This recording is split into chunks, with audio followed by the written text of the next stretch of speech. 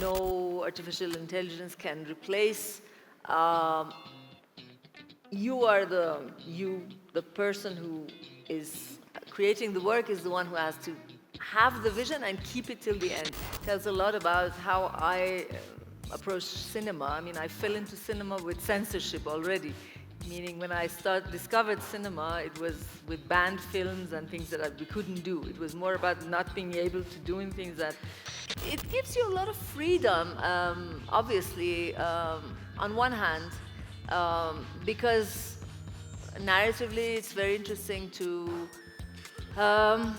use this freedom of reinventing your own world.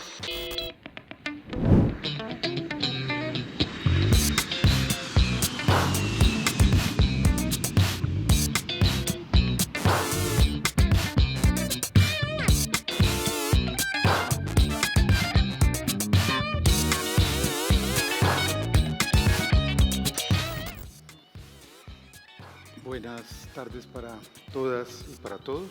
Gracias por estar aquí, por acompañarnos en esta tarde de BAM y por estar atentos a la escucha de las palabras de Sepideh Farsi, a quien doy la bienvenida y le agradezco por estar aquí en Colombia. Gracias, muchas gracias. Good evening, and I'm really, really happy to be here. Unfortunately, I won't be speaking Spanish, but you will have my translation. ¿Se oye bien? Sí, muy bien. Bueno, como ustedes acaban de ver, la historia de Sepideh también es la historia de un país, de una cultura. Estamos en un momento en donde experimentamos lo que está en juego en la humanidad, que es la prevalencia de unas culturas sobre otras. Hoy se produce un genocidio en Palestina y no podemos ser indiferentes a ese hecho. Es un genocidio que está ocurriendo en vivo frente a nuestros ojos y es un genocidio que está castigando a las personas que lo están denunciando, como ha ocurrido con la relatora de los derechos humanos que está aquí en Colombia junto al Grupo de La Haya. Quería comenzar mencionando eso porque no podemos ser ajenos a lo que está ocurriendo y mucho menos cuando nos disponemos a hablar de una obra que tiene que ver con esto.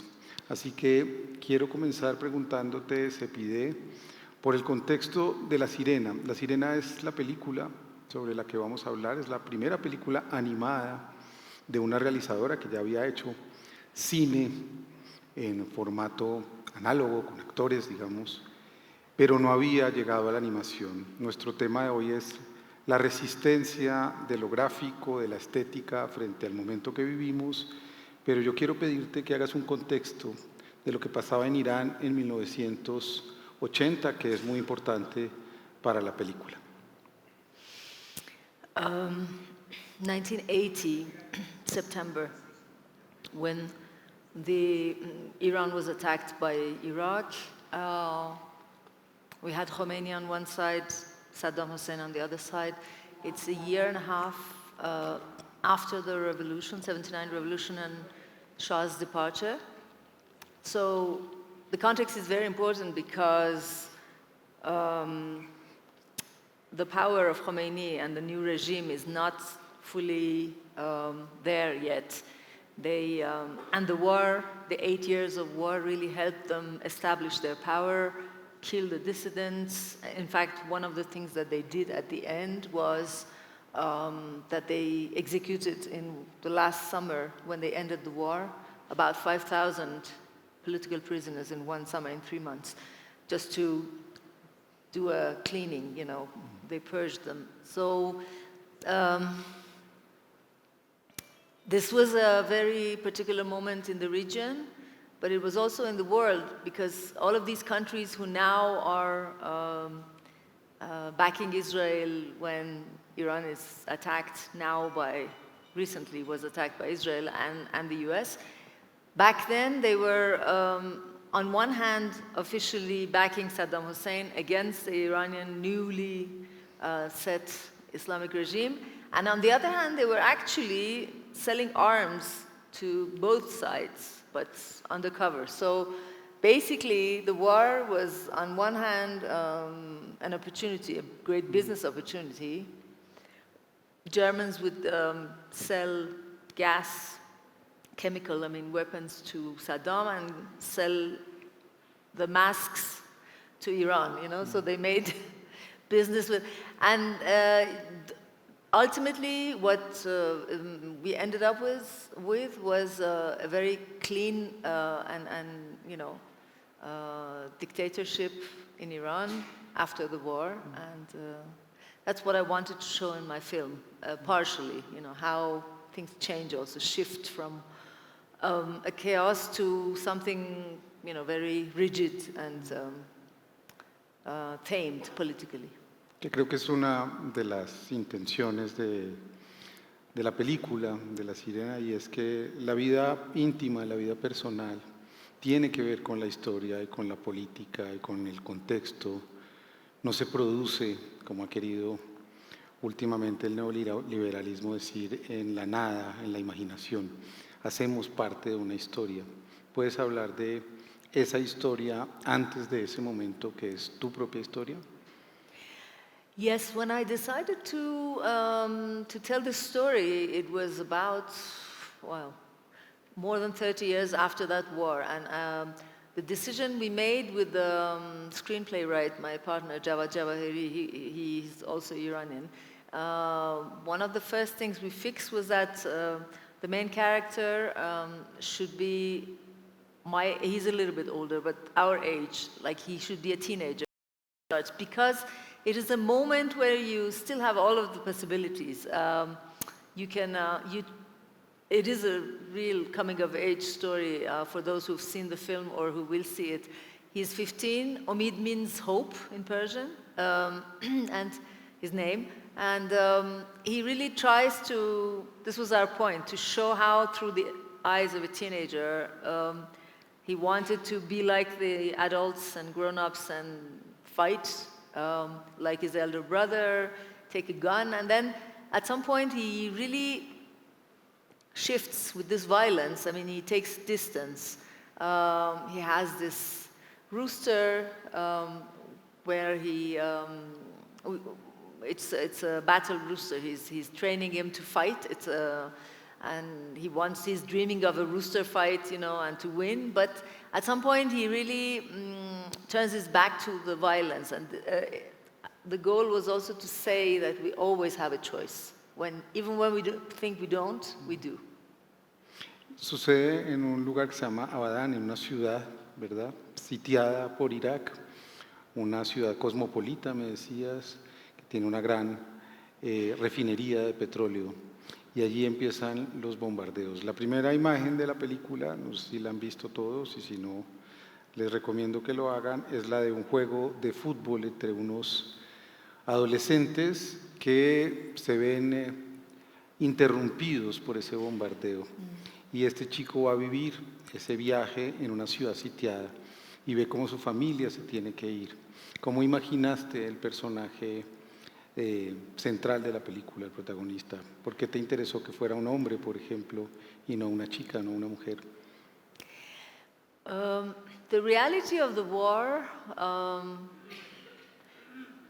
was and is still that the burden is much more on the shoulders of male young men, and girls were not demanded or asked to fight, to take up guns and go to the front and fight. So it was more natural to have the main character be a young teenager, a man,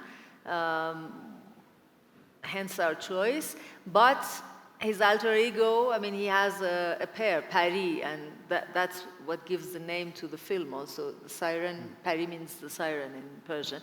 And they do everything together, so it's really to show this duo.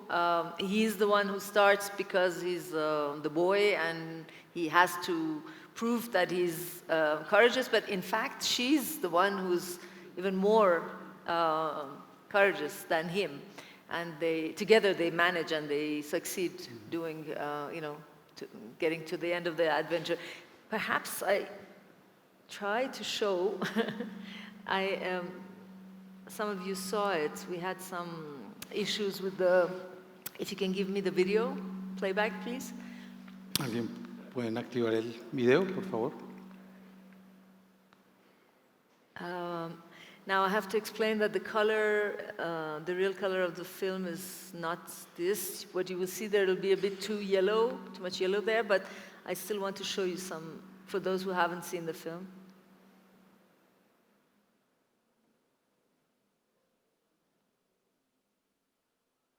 If we get it.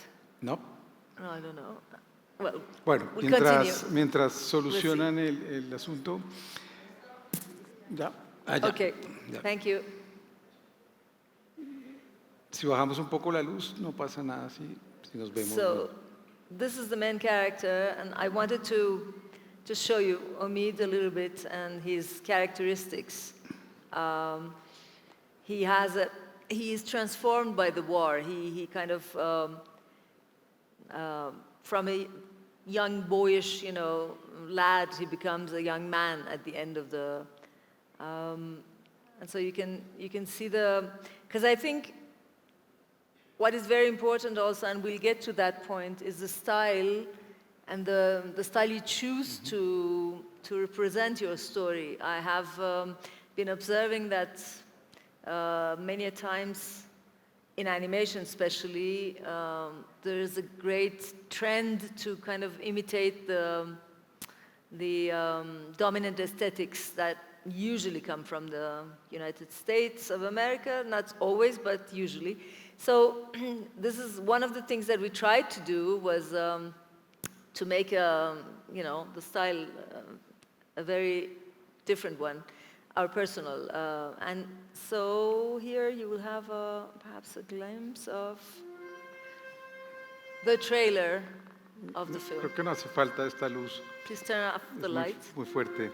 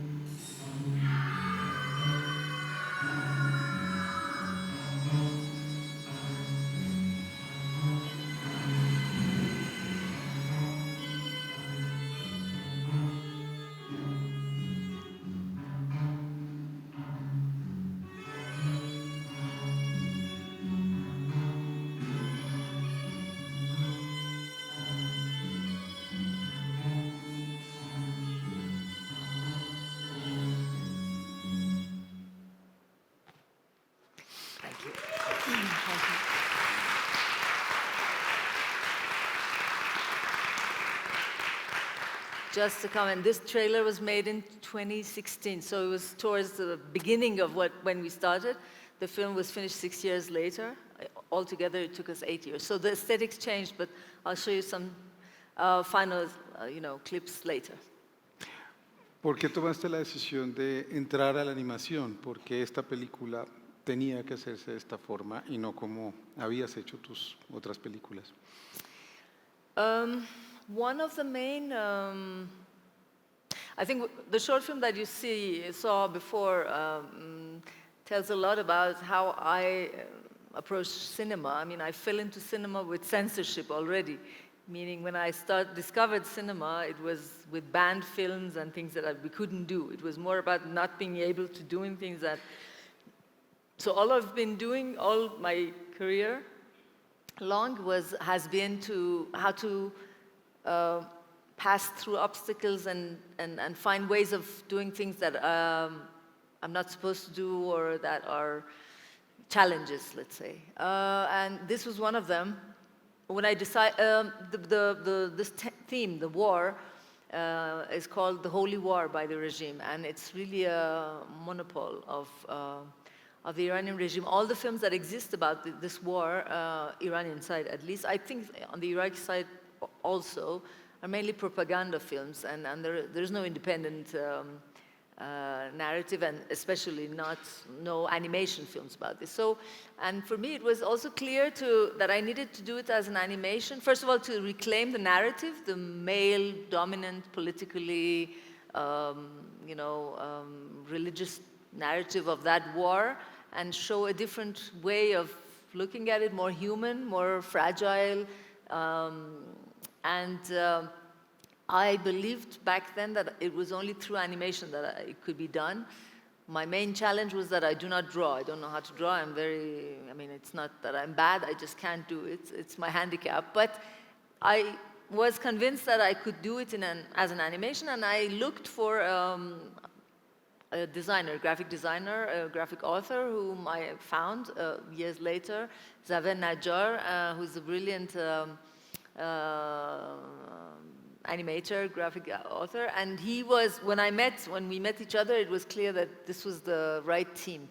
And Javad, of course, I knew for a long time, and then that's how it started being developed. And the question of aesthetics, as I mentioned earlier, was really a key thing in terms of the choice of style, of very clear lines. He works with color patches. We didn't have any outlines.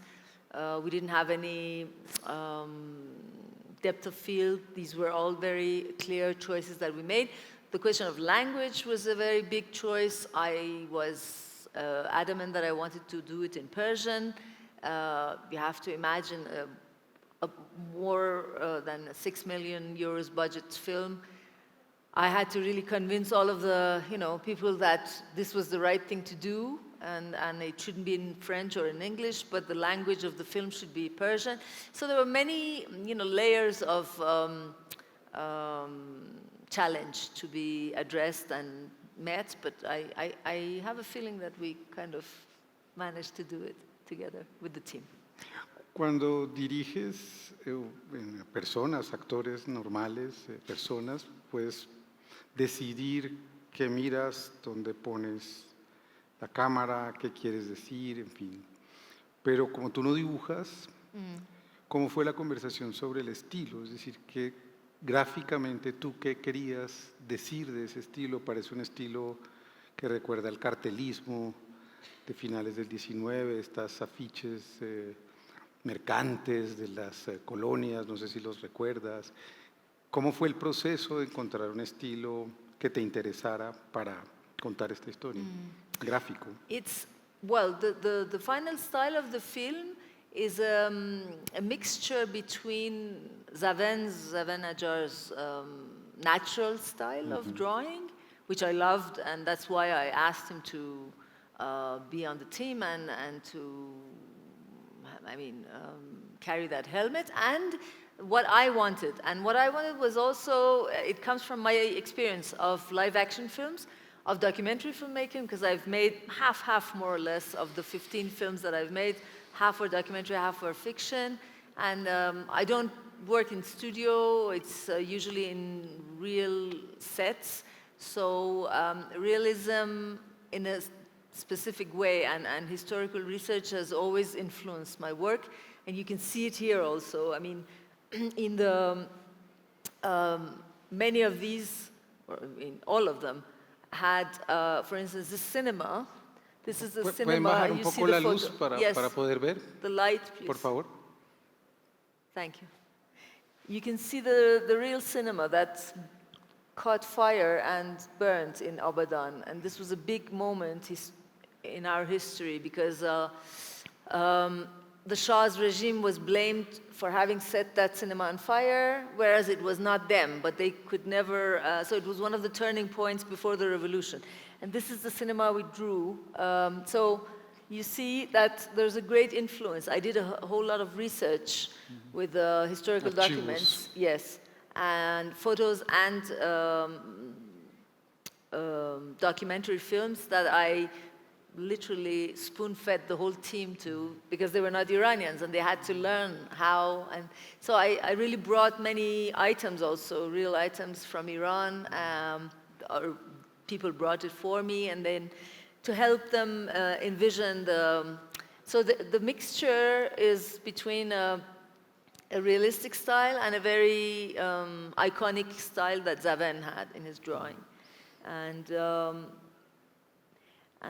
here we have the mosque. This is a real mosque which is still there next to the Armenian church, because this is also part of the reality of Abadan. We had a great Armenian community, not that big, but very important in the city before the revolution. Now they're all gone. But so we have many scenes in the Armenian church, and for instance, for this top shots, we did, I don't know, weeks of research and months of drawing just for this one shot. Sorry, the playback is not very correct, but you can see, because back then we did not have the aerial shots, we had no drone shots, we had no Google satellite, you know, so we had to really rebuild all of this. But when people from Abadan, in the screenings that I've done around the world, they see it, they start crying, they say, you gave us back our city. Because that city is not there anymore, you know, it has changed so much. It was destroyed and it was rebuilt in a partial way. But this is an Abadan which did exist in 1980 and now exists in my film. Y si hoy pudieras hacer la película, ¿usarías Google o usarías imágenes o te interesa más imaginar a partir del archivo, de la foto?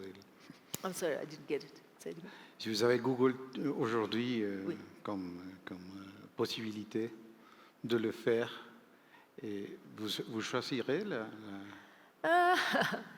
possibilité de... Not really. I still believe in the old school research. I do believe in, certainly not with AI, and certainly not with not with Google. I mean, we have great tools technically today that enable us to do many things that we couldn't do before. But I think the human input is always very important. I mean, you're the one who has to give the line, you know, saying, okay, these are the documents. Even if I do use Google, what do I do with it? This is the important question. How do we use the data we take from, you know, whatever tool we have access to today, which is amazing. I mean, even every year or every 6 months it changes. We make big leaps. But the human mind and our vision as the director of a film or the creator of an art piece, artwork, that's the most important thing. That's the one the machines cannot do for you. That's the one no artificial intelligence can replace. You are the person who is creating the work is the one who has to have the vision and keep it till the end, which in a film like that is very important because you have to keep doing it for years and you have to have your compass set on a direction and not lose it. Que creo que nos lleva al tema de la conversación. Dibujar es un acto de resistencia política, de hacer las cosas nosotros, no que la hagan las máquinas, no que la produzca la inteligencia artificial, sino hacerlo nosotros mismos. Yes. Porque dibujar es una forma de resistencia y porque buscar una estética propia es un acto de resistencia fundamental hoy. Yes, I think this is ultimately where we've arrived today. I've been making films for about 30 years. I started with VHS and SVHS. I did beta. I've shot in Super 8, 16, 35, digital, Handycam, you name it, all the formats. And my latest, and animation, of course, and then my very latest film was done with 2 mobile phones. The documentary, which is about the war in Gaza, and with Fatma Hassouna, who was killed by an Israeli attack. It's just 2 telephones, 2 iPhones. I mean, nothing. But it doesn't matter what the means are that you're using. What matters is how you're using them. To find the right tool to express what you want to do, and then to use it correctly to your goal, to express what you have to say. In the case of, this is probably the highest budget I had, and the film I made after that, this last year and this year, is the zero budget film that I made also. And I think it really doesn't matter. What is important is the result. ¿Creciste en Francia o tu adolescencia, adultez ya fue en Francia después de los 17 años? Es una cultura que aprecia el bon de cine, lo gráfico. Es una tradición importante para ti. ¿Puedes hablar de esa tradición? ¿Qué fue lo que te inspiró cuando eras una joven? ¿Eras lectora de novelas gráficas? There is a very, well, in France, but also in Iran, we have, I think we had when we were Backstage. speaking, yes, in our backstage, yes, we also talked about different aesthetics, and there's an expression in French, they say ZAD. I don't know if you know that in Spanish, zone à défendre. It's like zones to defend. And I think today, in the world we're living in, and the more time passes every week, I think now we have to say the frequency is faster and faster. We have to define the zones that we want to defend and where we can resist. And one of them, of course, beyond the guns and economics and all, but art and cinema especially is also linked to economy, is art. This is one of the places where we can resist by defining and by showing different models, as it has been done in France in a way, in animation, but not only in animation. Generally, the French cinema has a model, economic model and artistic model, that is an alternative to the dominant Hollywood model. Of course, we have the Indian model, so the Bollywood one, but that's still a different style. I'm talking more about auteur and art house films. And the Iranian cinema, despite the censorship and the dictatorship that we've been living with for the past 46 years, still has something interesting in it as a model, because it's not following the dominant American model. It's suggesting an alternative to it, which, good or bad, is a different one, an independent one. And I think independent cinema, because I believe that America is dominating the world, first of all, culturally.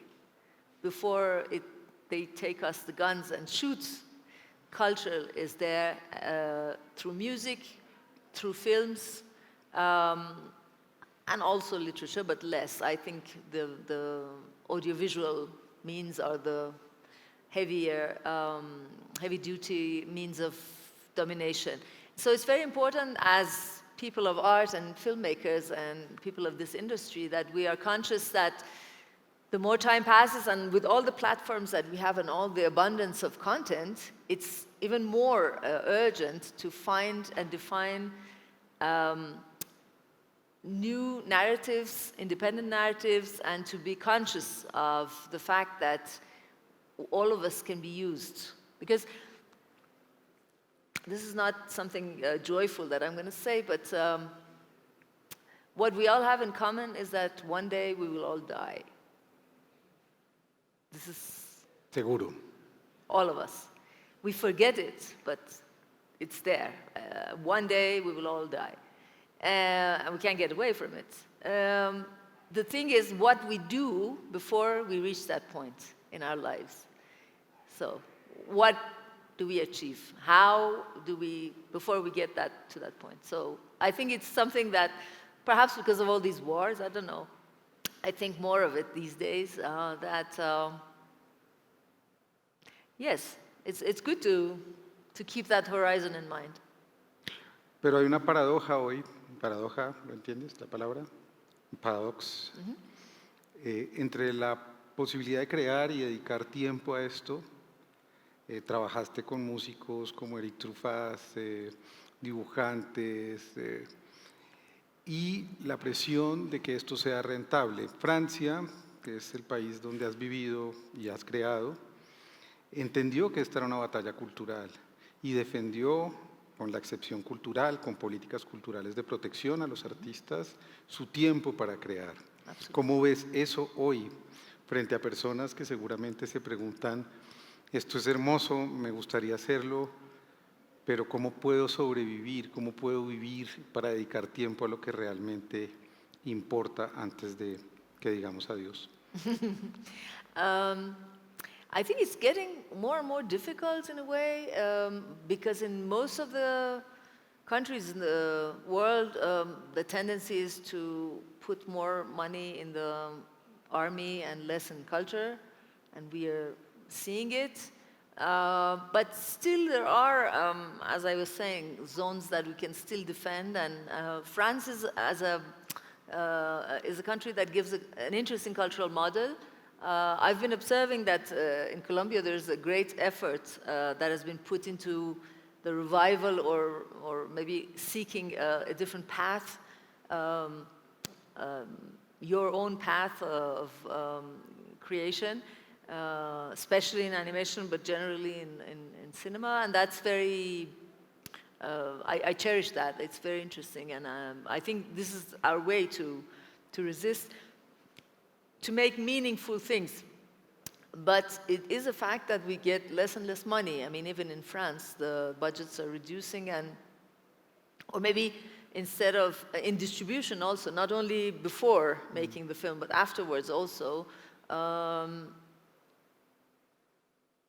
When I started making films, the art house films in France were much more easy to distribute in cinema, and theatrical releases were much easier. Now, 95% of the market is taken by 5% of the films, and the rest of the films are fighting for that little gap which is left. So it's always difficult, but sometimes audiences also make the demand. In my last film, new film, which Put Your Soul on Your Hand and Walk, which I was mentioning, it's a film which is has been made with nothing, and yet there's such a great demand to watch it. It's going to be released in several countries simultaneously this summer. It was taken in Cannes. I never expected that, but I think it's because of the simplicity of the film and because of the emergency of the subject, and of course what happened to Fatem was, I'm sure, also part of what changed the color and the tone of the film in the perception of the people who will see it now. It's the same film that I made and which we see now, except that the context of Gaza and war changed the outcome somehow. This is something what that happens with the works of art. Sometimes you make something and you do not expect it to become what it will become. You never know what will happen to the work of art. That's also part of it. It's like childbirth. You give birth to something, and then it has the life of its own. La cultura es un acto de resistencia en sí misma y en la trasescena, en el backstage, me hablabas de un libro que te ha acompañado toda tu vida, porque antes de que Irán se convirtiera en una república islámica, había un gobierno democrático, en todo caso monárquico, distinto, más abierto, y la reina había creado un instituto para el fomento de la cultura y el arte. Y había producido miles de libros que habían circulado entre niños, que además aparecen en La Sirena. Yes. ¿Puedes hablar de esa historia y de cómo un libro es capaz de demostrar que la cultura no produce efectos económicos rápidos, pero produce efectos simbólicos que nos permiten resistir a lo largo del tiempo? Absolutely. Yes, this is one of the achievements that we had in Iran, and I think people my generation and the ones before, I was probably amongst the last generations that benefited from that institution. It's called the Institution for the Development of Young Adults and Children, and it was founded by the last queen of Iran. And as you were saying, it's true. The culture, you start educating kids, and then they grow up and they become artists and, change makers. It doesn't come like that. It's not a fast culture doesn't exist. I think the real culture is slow culture. The book you mentioned is called Little Black Fish.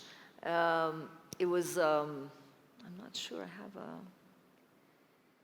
I don't think I have it here, but you can Google it, and it is it has an amazing drawing. The style was very unique and very Persian, and this was one of the books. It was the first book I read. It was the first book I read to my daughter. It's in the film. And I wanted to mention another book, The 100 Years of Solitude, which is also a book, it's a great pleasure to me, for me to talk about it. It's also in the film, and I was his age when I read it. We love Marquez in Iran, and he, I don't know, I think all of us have read that book, at least that one of him, also other novels. But I mean that the Latin American fantasy, the magical reality, there are many things that have traveled very far. You may not see it in the Iranian films directly, but there are layers, It's like when you dig, then you see the influence. Los gallos, the roosters, que son muy presentes en la obra de García Márquez. Yes. Es una conversación estética global. Y me decías también ahora que hay que buscar una estética propia, hay que insistir en encontrar una manera de contar las historias dibujando. Ahora que lo que quieres solo hacer historias gráficas para el cine, ¿por qué no hablas un poco de eso, de buscar una identidad gráfica propia que resista a esa hegemonía cultural norteamericana? Yes, that again is one of my concerns, not only in animation, but also in live action films, but specifically in works of graphic drawing generally and animation. I think it's really something that we need to work on. I spent a few weeks in Peru last year, and I was in contact with many young animators, Peruvian animators, and my observation was that although in the content they were very actively and consciously looking for stories that are decolonial or looking for their identity, the Peruvian history and the ethnical roots, the formal outcome was something very bluntly American kind of, usually, not all of them, but this was a dominant thing, and it kind of hit my eye, and it's not only in Peru, it's also in France. We have that all over the world. We talked about the dominance of the American culture, and it's there, so I think it's great to, and it's interesting to take distance, to redefine. We've had that in visual arts many times. We have had waves of questioning, throwing things aside and all. I think, why not in animation? I don't think we have to be afraid of course it's more difficult because there's a lot of money involved, so the financial part of it is the key part, and in order to get the fundings, you need to prove that it's viable. It's true that it's not that easy. But I guess if you have the right vocabulary and grammar, you can do it. You can convince the decision makers that this can be, it. ¿Qué descubriste de contar tus historias gráficamente? Porque dices que ahora solo quieres hacer películas animadas o contadas gráficamente. Qu'est-ce que vous découvrez avec la technique de dessiner?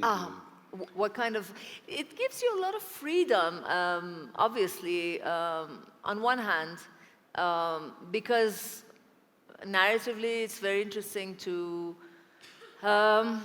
use this freedom of reinventing your own world, even if you keep to a kind of a realism, which I have done here. You still have huge doors that open for you.